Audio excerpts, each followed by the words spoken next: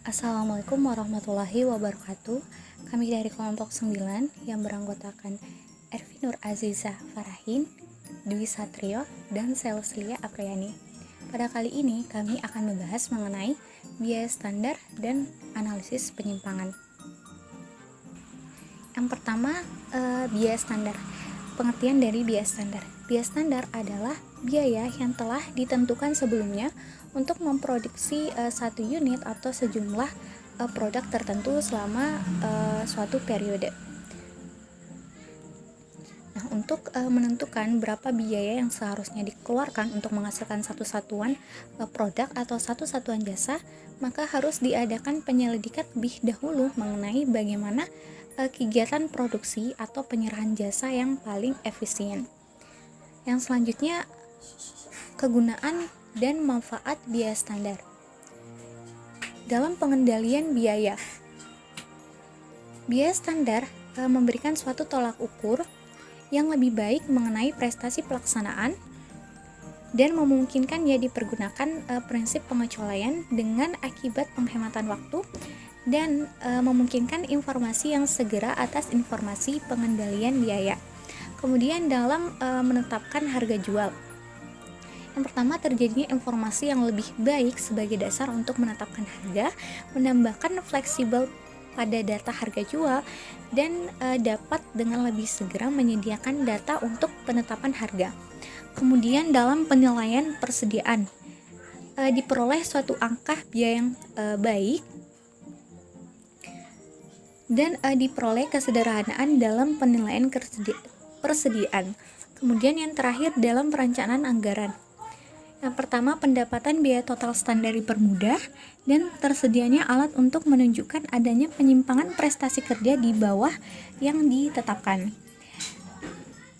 Kemudian untuk tujuan dari biaya standar itu agar ada pedoman mengenai biaya usaha yang dianggap wajar, sehingga dengan demikian tujuan akuntansi biaya dan pengawasan biaya dapat dilaksanakan. Nah, dari keterangan tersebut itu dapat dipahami bahwa tujuan biaya standar ini adalah sebagai pedoman untuk biaya produksi. Seperti itu. Karena dengan adanya biaya standar, maka pengawasan terhadap biaya produksi akan jauh lebih mudah dilaksanakan. Yang selanjutnya, kelebihan dan kekurangan. Yang pertama, kelebihan dari biaya standar itu menyediakan informasi kepada manajemen mengenai kendali suatu sistem sebagai dasar atau basis suatu sistem evaluasi kinerja, menyediakan informasi mengenai opportunity cost berkenaan dengan produksi suatu produk dan sebagai penentuan harga pokok produk. Kemudian untuk kekurangannya itu tingkat ketaatan atau kelonggaran standar itu tidak dapat dihitung dengan tepat meskipun telah diterapkan dengan jelas jenis standar yang ditentukan oleh perusahaan, dan seringkali standar cenderung menjadi kaku dan tidak fleksibel meskipun dalam jangka waktu yang pendek.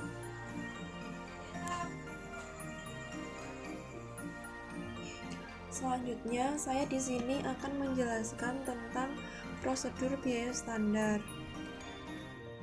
Yang pertama yaitu standar biaya bahan baku langsung. Standar biaya bahan baku langsung dapat didasarkan atas standar kuantitas bahan baku dan standar harga bahan baku. Penentuan standar kualitas bahan baku dapat berasal dari percobaan, perhitungan matematik, catatan pengalaman periode yang lalu, atau penelitian dan pengujian teknis. Di dalam standar bahan baku langsung terdapat syarat-syarat untuk menyusun standar bahan baku tersebut. Yang pertama yaitu diperlukan anggaran bahan baku yang akurat. Yang kedua, pengawasan atas pengiriman bahan baku. Yang ketiga, fasilitas penerimaan dan penyimpanan bahan baku. Yang keempat, metode yang memadai untuk mengidentifikasi dan mengawasi bahan baku. Dan yang terakhir, kewajaran dari pengiriman dan penyimpanan bahan baku. Di dalam prosedur biaya standar terdapat pula standar biaya tenaga kerja langsung.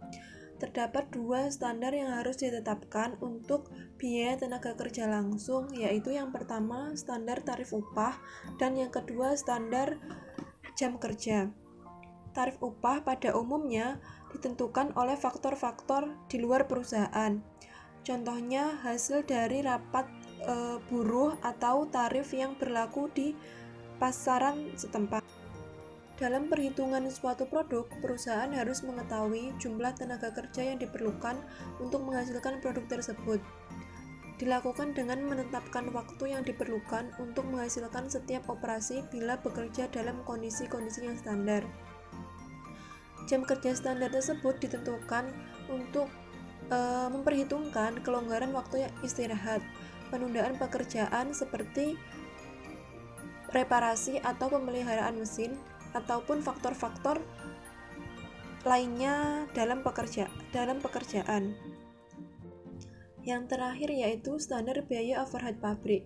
Tarif pabrik dihitung dengan membagi jumlah biaya overhead yang dilonggarkan pada kapasitas normal.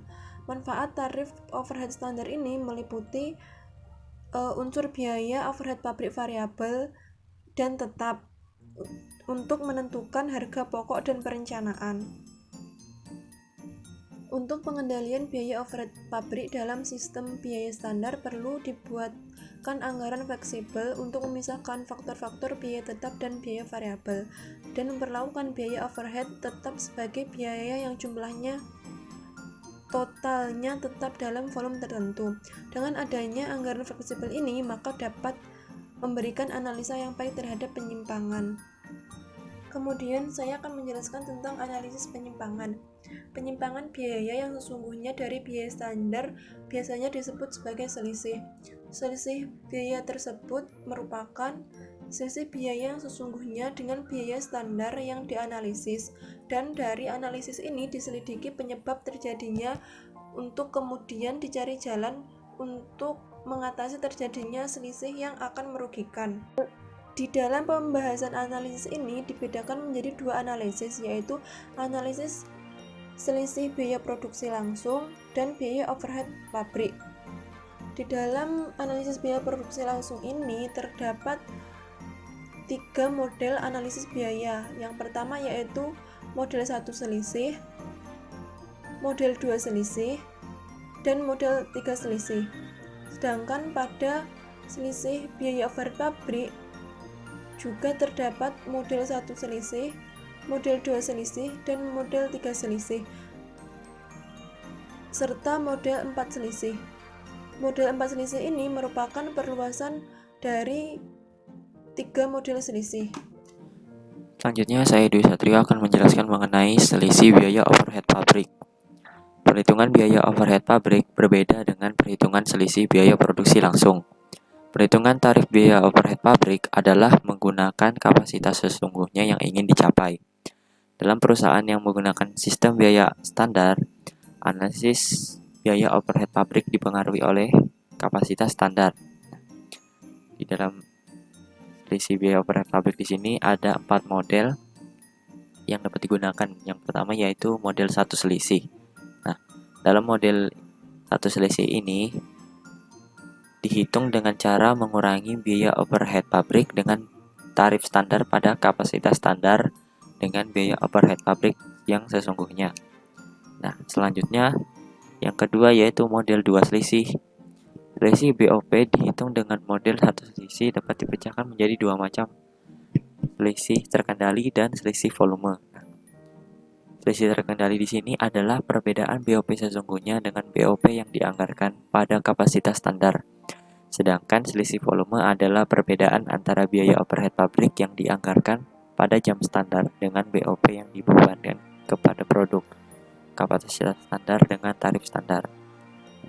Yang ketiga yaitu model 3 selisih. Nah, dalam model 3 selisih ini dipecah menjadi 3, yaitu selisih pengeluaran, selisih kapasitas, dan selisih efisiensi. Selisih pengeluaran adalah perbedaan BOP sesungguhnya dengan BOP yang dianggarkan pada kapasitas sesungguhnya. Sedangkan selisih efisiensi adalah tarif BOP dikali dengan selisih antara kapasitas standar dan kapasitas sesungguhnya. Dan selanjutnya yaitu model 4 selisih. Model 4 selisih adalah perluasan dari model 3 selisih. Dalam model ini, selisih efisiensi dalam model 3 selisih dipecah lebih lanjut menjadi dua selisih, yaitu selisih efisiensi variabel dan selisih efisiensi tetap. Sekian dari kelompok kami. Terima kasih. Assalamualaikum warahmatullahi wabarakatuh.